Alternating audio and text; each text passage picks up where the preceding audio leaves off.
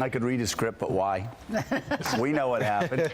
Keystone. Keystone. I mean, Keystone goes down by 1 vote. With that, most certainly, if Mary Landrieu, the woman I've been predicting is going to win by 6.5 votes for years now, if she had any chance of doing that, I think that pretty much got wiped away last night. Well, she's, it was a Hail Mary, and it didn't. Nobody caught it.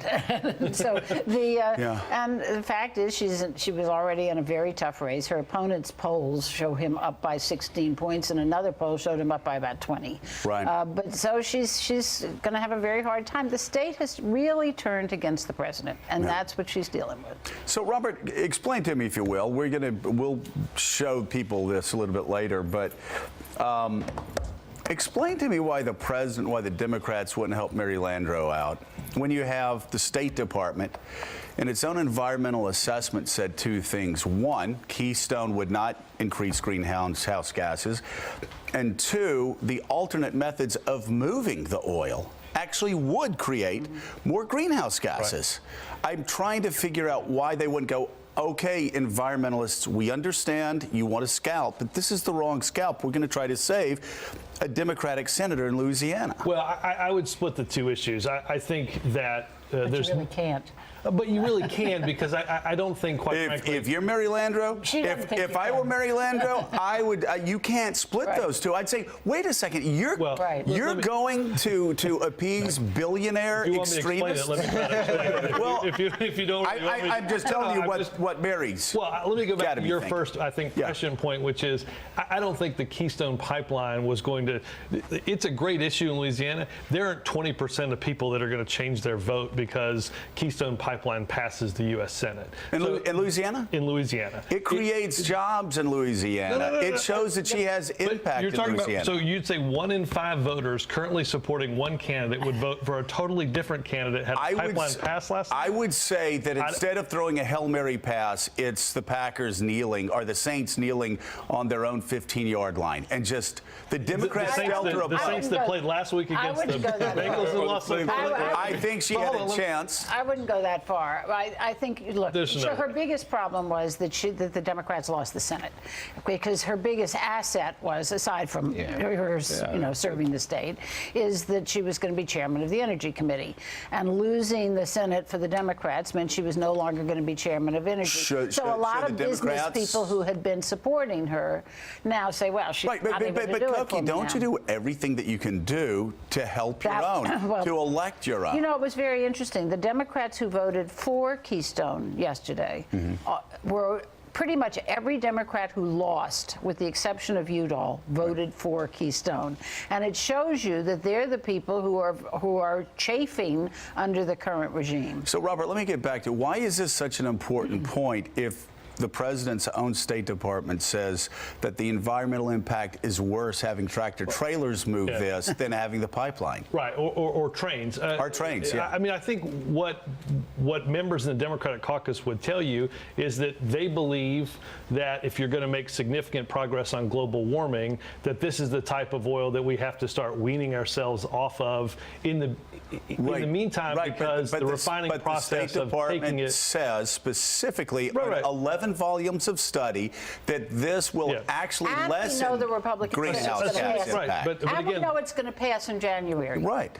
It will pass. What will be interesting probably most in January is whether or not you get to that 67 vote margin, which is capable of overriding. Try this out. I'm going to try this out because you guys aren't satisfying. But what Robert just said, though, I understand environmental alarmists say it, billionaire environmentalists say it, but the State Department doesn't say it. 11 volumes of studies doesn't say it. There's just not going to be. It's not that big of a deal. Side, by the way. So what's the justification? There we go, the senior analyst here. Furrow your brow. Well, if you look at it in one way, whereas the pipeline will be completed regardless of who completes it, right? If the United States doesn't do it, someone else will. That oil is going to be sucked from the ground. In that case, the State Department analysts are right. It's probably cleaner to transport it through a pipeline. But if you consider the idea of just killing it and never developing it and not transporting the oil at all, then you do have a different environmental calculus that you have to make. And I think a lot of people are. What's the chance of and that I think, happening? well, hold on. Killing what? I mean, if environmentalists I want just wanna to finish. get some tanks and invade I tried. Like I said, that's the guy you wish they stayed on that side. Sam, come on over here. But it's going to be developed. Well, I mean, if you believe it's going to be developed. If I believe the Canadian ambassador that comes on our show and says it's going to be developed and this is cleaner. Now, hold on one second.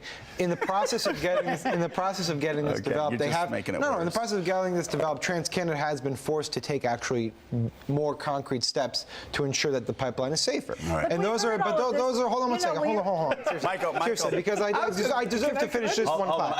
I deserve to finish one thought. So if you're going to have a debate that goes on for this long, there are going to be more concrete steps made to pacify the critics. So let me just say this. Let me go to Michael Steele for a second, my other Republican on the panel.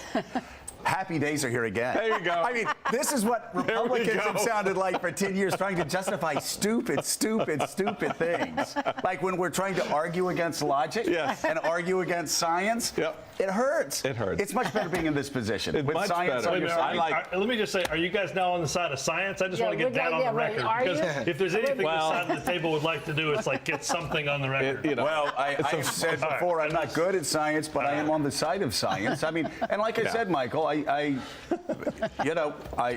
there's no doubt. Climate change is happening. Global warming is happening. And it is caused by man. It's caused by man. We have got to dramatically reduce emissions here and across the globe. I'm with you. We all understand that. But the problem is right now, the Democratic Party seems in the middle of an energy revolution that is going to create an extraordinary amount of economic growth over the next 20 years. Already is.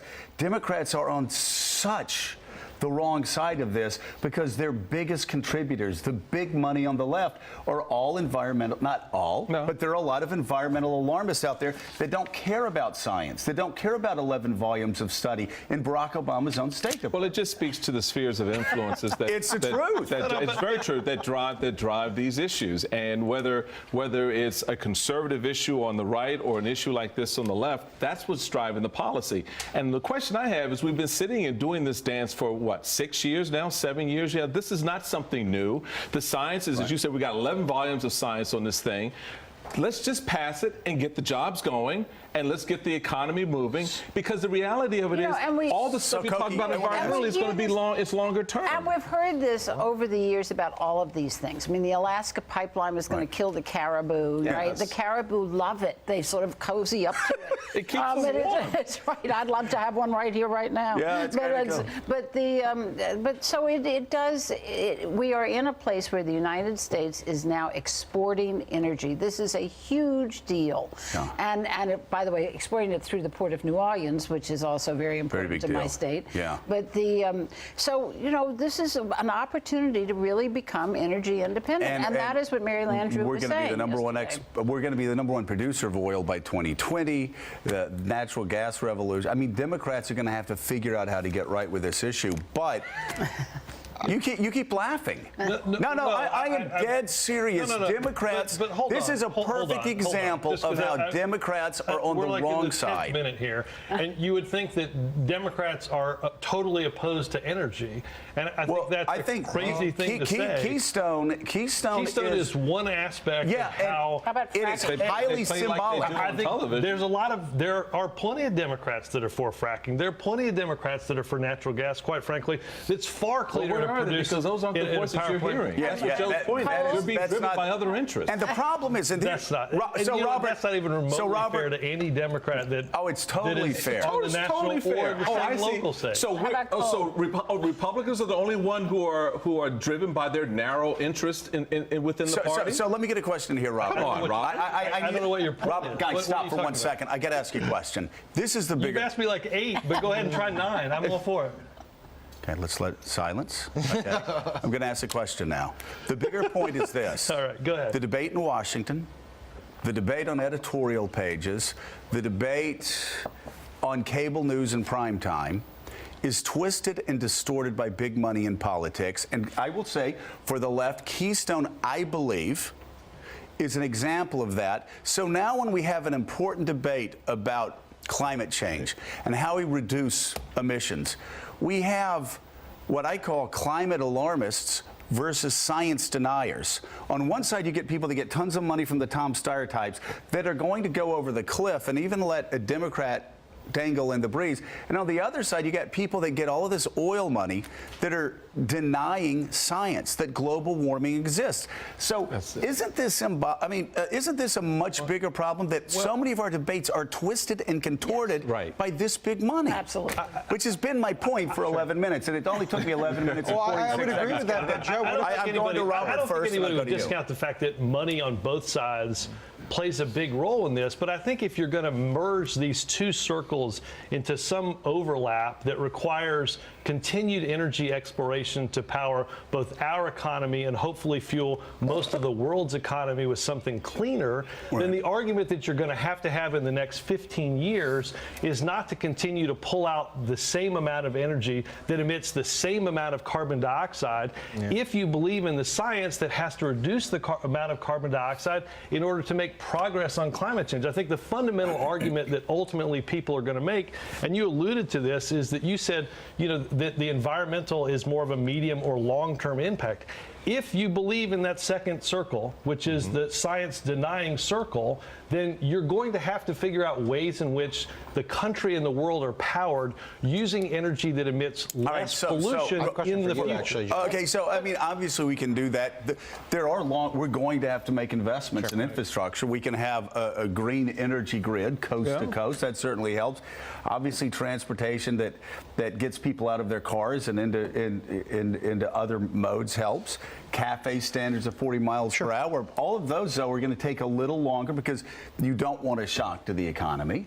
But anyway, you wanted to. Well, I have a question for you because I get your point about the influence of money in politics. But, Tom Steyer did just spend $75 million to get Senate Democrats elected. Right. And then they turned around and 14 of them defected on this Keystone vote. Right. And I'm kind of curious how you square that with... Well, a bunch of them lost. Yeah, I understand, but still, I mean, he went out there.